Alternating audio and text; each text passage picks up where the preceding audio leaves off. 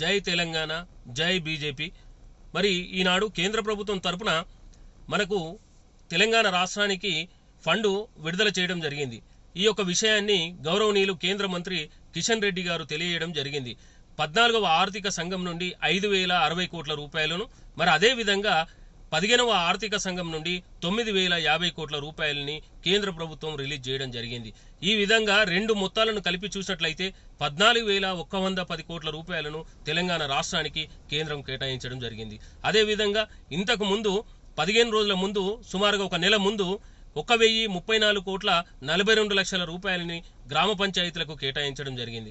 ఈ విధంగా చెప్పుకుంటూ పోతే కేంద్ర ప్రభుత్వం తరపున అనేక నిధులు తెలంగాణ రాష్ట్రానికి వస్తూ ఉన్నాయి. కానీ మరి తెలంగాణ రాష్ట్రంలో ఇక్కడ ప్రభుత్వంలో ఉన్నటువంటి కాంగ్రెస్ పార్టీ మరి కేంద్ర ప్రభుత్వం నిధులు ఇవ్వట్లేదని చెప్పి పదే పదే ప్రచారం చేస్తూ మరి కేంద్ర ప్రభుత్వాన్ని బదలాం చేస్తూ ఉంది.